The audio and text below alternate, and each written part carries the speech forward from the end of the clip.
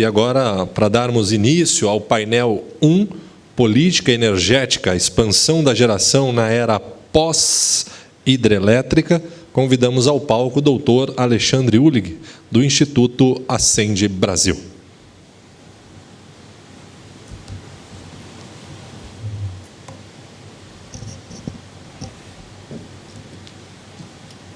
Sucesso, Alexandre. Você já está familiarizado aqui, né? Espero que sim.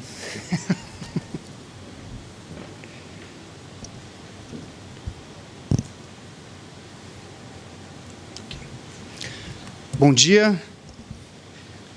Meu nome é Alexandre Ullig, como foi apresentado, é um prazer tê-los conosco. Eu fiquei responsável por apresentar aos senhores esse primeiro painel, que discutirá como será nossa matriz elétrica quando o potencial hidrelétrico brasileiro, viável do ponto de vista social, ambiental e econômico, estiver totalmente explorado. Algo inimaginável alguns anos atrás. Para nos ajudar nessa análise, nós trouxemos o Julian Cricklow, consultor da Bain Company, que nos dará uma visão internacional, o senhor Altino Ventura, secretário de Planejamento do Ministério de Minas e Energia, que nos dará uma visão do governo sobre como o encerramento do potencial hidráulico será enfrentado, e para debater o tema, 3 grandes especialistas, os professores Sérgio Bajai, da Unicamp, Hildo Sauer, da Universidade de São Paulo, e o consultor José Luiz Alqueres. Esta apresentação foi estruturada em 4 tópicos. Primeiro, uma visão da matriz elétrica brasileira atual. Em seguida, conheceremos um cenário proposto pela Agência Internacional de Energia para a matriz brasileira, elétrica brasileira em 2035. E no terceiro tópico, como será a matriz elétrica na impossibilidade de desenvolvermos parte do potencial hidrelétrico brasileiro, previsto para atender à oferta de demanda de energia, e, finalmente, os desafios e uma série de perguntas que serão objeto das análises pelos nossos keynote speakers e, posteriormente, discutidas pelos nossos debatedores. Bom, analisando a matriz elétrica atual, o que nós observamos é que, durante muito tempo, a oferta de energia foi praticamente totalmente atendida por hidrelétricas. Em 2000, com um período de seca que nós tivemos em 2001, parte da oferta passa a ser atendida por outras fontes, principalmente termoelétricas. E, novamente, em 2011, nós observamos uma outra redução na oferta de energia por hidrelétricas. Atualmente, cerca de 70% é o que as hidrelétricas fornecem de energia, que são complementadas por parte gás natural e biomassa. Quando nós analisamos o que isso provoca em termos de emissões de gases de efeito estufa, e no final do ano nós teremos uma conferência para discutir qual será o compromisso que cada um dos países assumirá, quando nós observamos as emissões brasileiras, nós podemos dividi-las em praticamente 3 grandes partes. A primeira, o grande setor responsável pelo desmatamento é o setor da agricultura, responsável por 1/3 das nossas emissões. Outro terço é decorrente do desmatamento ilegal, do uso de florestas. E a terceira parte, o terceiro grande grupo, é o setor de energia. Dentro do setor de energia, e isso é importante reforçar, nós temos o setor elétrico e outros consumos, outros usos de energia, tanto no setor industrial como no setor de transportes. Quando nós olhamos mais atentamente para o setor elétrico, que é o gráfico aqui de baixo, nós observamos 3 patamares. O primeiro até mais ou menos o ano de 2000, onde o setor elétrico emitia da ordem de 10 milhões de toneladas de gás carbono equivalente. Um outro patamar, que coincide com o período posterior ao uso mais intenso de termoelétricas, ele sobe vai para 20 milhões de toneladas de CO2 equivalente. E agora, a partir de 2011, 2012, nós observamos um aumento significativo, ou seja, as emissões elas praticamente triplicam. Isso pode acender uma luz e falar, puxa vida, o setor elétrico emite muito, e olha o que aconteceu nos últimos anos. Se nós compararmos as emissões do setor elétrico brasileiro com as emissões totais do Brasil, mesmo com esse grande salto, isso representa da ordem de 3,5% das emissões brasileiras. Ou seja, para o setor elétrico, isso é muito pouco, se nós compararmos com os demais países. Se nós olharmos os períodos anteriores, esse valor chegava a pouco mais de 1%. O setor elétrico brasileiro é um setor pouco emissor de gases de efeito estufa. Bom, tivemos uma visão atual, como que a Agência Internacional de Energia, rodando os seus cenários, concluiu como será a nossa matriz elétrica em 2035. Bom, durante boa parte do tempo, e nos últimos anos, o setor elétrico, o hidrelétrico, foi responsável por abastecer cerca de 80% das nossas necessidades de eletricidade. Esse número ele será reduzido para algo em torno de 60%, ou seja, haverá uma redução bastante significativa nos próximos 20 anos. Isso são cenários, isso obviamente são previsões, considerando o que está previsto para o Brasil, as fontes mais econômicas, ideais do ponto de vista social, econômico e ambiental. Em 2035, a previsão é que a energia eólica entre com uma participação bastante significativa, hoje menos de 1%, passa a ser quase 10% da matriz elétrica, e outra fonte que ganha bastante destaque é a biomassa. A biomassa também ganha destaque, indo para 8%, hoje é algo em torno de 5%, mas o gás natural passa a ter um papel bastante importante na matriz elétrica brasileira. Em termos de potência, a previsão é que boa parte dessa necessidade futura, a previsão é que, em termos de potência instalada, o Brasil dobre a sua capacidade de fornecer energia, ou seja, atualmente nós temos da ordem de 130 a 140 gigawatts de potência, serão acrescidos mais 146 gigawatts de potência. Ou seja, em termos de oferta de energia, a oferta dobra nos próximos 20 anos. E duas fontes contribuem de forma bastante forte para esse crescimento. A hidroeletricidade, ou seja, a previsão é que a partir de 2035 é que a hidroeletricidade caia de forma significativa, ou seja, existe ainda um potencial, e um potencial não desprezível para ser explorado, e o gás natural, com cerca de 30 gigawatts de potência instalada. Uma outra fonte muito importante nesse período, que deve crescer também, é eólica, que deve adicionar cerca de 22 gigawatts de potência. Quando nós olhamos para a hidroeletricidade de forma mais específica, o Brasil tem um potencial da ordem de 250 gigawatts de potência, o potencial total. Já foram explorados cerca de 80 gigawatts, ou seja, ainda resta um potencial bastante significativo a ser explorado. E, atualmente, o grande potencial a ser explorado, o que é mostrado nessas barras cor de violeta, né, está na região norte. E quando nós olhamos de forma mais detalhada para a região norte, nós começamos a observar uma série de dificuldades, e a principal delas para explorar esse potencial, e esses pontos vermelhos mostram as usinas hidrelétricas em planejamento. Ou seja, boa parte dessas usinas elas estão próximas ou de uma unidade de conservação, representada no mapa com esse verde mais claro, ou de uma terra indígena, representada no mapa com esse marrom mais claro.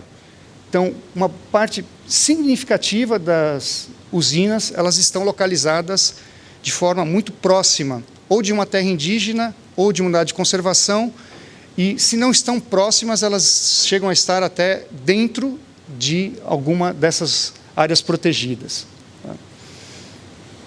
Bom, um outro cenário que a Agência Internacional de Energia analisou foi prevendo que essa totalidade do que foi previsto num dos cenários chamados políticas novas não fosse totalmente explorado, ou seja, havia uma previsão de cerca de 70 gigawatts em hidrelétricas até 2035. Bom, e se isso não acontecer em virtude dessas dificuldades que eu acabei de mostrar? Então, só olhando para o cenário políticas novas, que estava previsto um aumento da ordem de 70 gigawatts em hidrelétricas, nuclear e carvão mineral entrariam com cerca de 9 gigawatts, a participação de renováveis, embora haja uma redução da participação em hidroeletricidade, a participação de renováveis ela permanece elevada na matriz elétrica, da ordem de 80%. E as emissões do setor elétrico, totais, que hoje são da ordem de 55 milhões de toneladas de gás carbônico equivalente, passariam a ser da ordem de 94 milhões de toneladas de CO2 equivalente, ou seja, a previsão é que as atuais emissões do setor elétrico praticamente dobrem. Em termos de intensidade de emissão, ou seja, a quantidade de emissão por energia gerada, haveria uma redução. Nós vimos nos slides anteriores, eu acabei não chamando a atenção, mas chamo agora, que as emissões, a intensidade atual é da ordem de 94 gramas de CO2 por quilowatt-hora gerado. E em 2035, a previsão é que esse número caia para algo em torno de 87 gramas por quilowatt-hora gerado. Ou seja, em termos de intensidade, esse número se reduziria. Nós vamos gerar mais energia elétrica emitindo menos, né,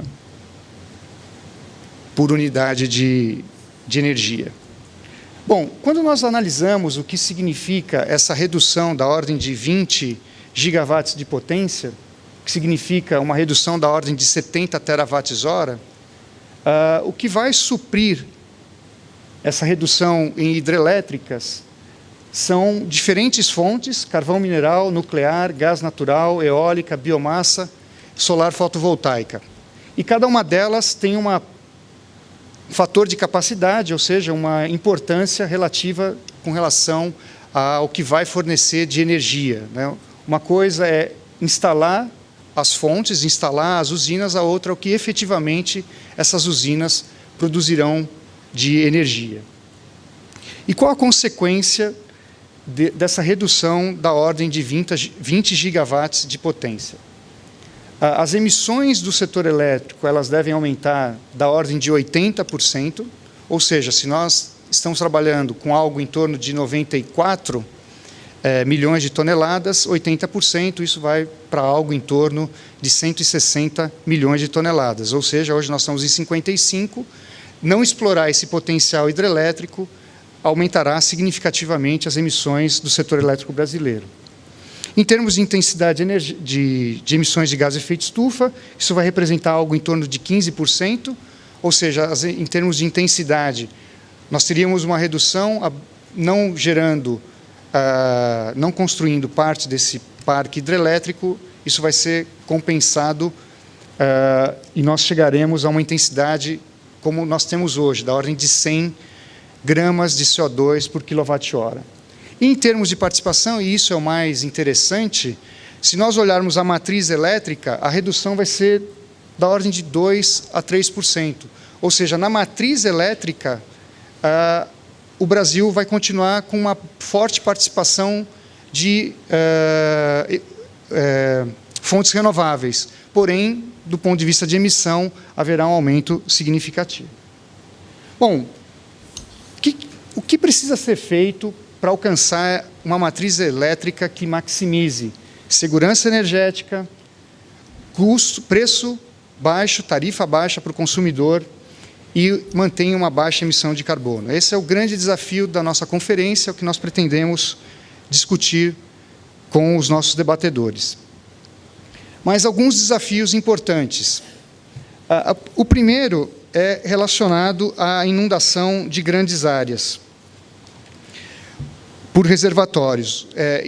Esse debate aconteceu de forma bastante intensa na década de 80 e 90, e o Brasil acabou optando ou abrindo mão de parte dos reservatórios, né, e construindo usinas a fio d'água. Essa discussão, em algum momento, embora não haja um potencial grande de usinas com reservatórios, essa discussão precisa voltar, porque é onde seria possível acumular parte dessa energia que seria gerada em fontes intermitentes, como eólica e como solar, e até biomassa.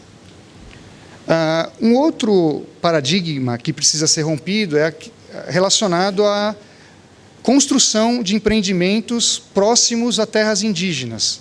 Ou seja, hoje existe uma restrição do ponto de vista constitucional e vários empreendimentos que têm algum tipo de interferência em terras indígenas não poderão ser desenvolvidos enquanto esse artigo da Constituição não for regulamentado. Então, isso é importante que inicie um processo de conscientização, de conversa, de diálogo com povos tradicionais. Com relação à emissão de gás de efeito estufa, o desafio do Brasil, diferentemente de outros países, que é reduzir de forma bastante intensa as emissões decorrentes do seu setor elétrico, o desafio do Brasil, e não é fácil, né, é aquele desafio de quem está no peso ideal e precisa manter aquele peso, e a gente sabe que depois de uma idade isso não é simples, né? O Brasil está nesse desafio, ou seja, precisa manter as baixas emissões de carbono no setor elétrico. Quando nós olhamos as questões relacionadas à diversidade de fontes, as fontes elas precisam competir em igualdades de condições, ou seja, não adianta construir algumas usinas de uma determinada fonte, como, por exemplo, eólica, longe do centro de carga e não considerar os custos, por exemplo, de trazer essa energia para o centro de carga. Então, é importante que, nos custos que são avaliados para avaliar e escolher cada uma das fontes, todos os custos incorridos sejam considerados. A energia nuclear, que pode ser uma alternativa importante na era pós-hidrelétrica, precisa ter os seus obstáculos debatidos de forma rápida e abertamente. Nós sabemos que qualquer alteração na Constituição, e uma delas é necessária, precisa uma discussão, um período muito longo. Então, isso é importante que ocorra. Então, custos, a inflexibilidade, questões relacionadas ao financiamento e à participação privada, que é algo que a Constituição não permite, tenham esses temas debatidos. E, finalmente, com relação à segurança energética, a oferta de eletricidade por termoelétricas precisa ser constantemente avaliada.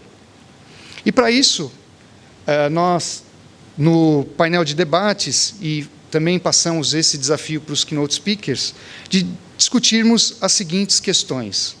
Quais serão os efeitos de uma redução da participação de hidroeletricidade na matriz elétrica? Quais serão as fontes que substituirão as hidrelétricas no futuro? Quais as mudanças necessárias para lidar com essa transição? Mudanças regulatórias, mudanças na Constituição?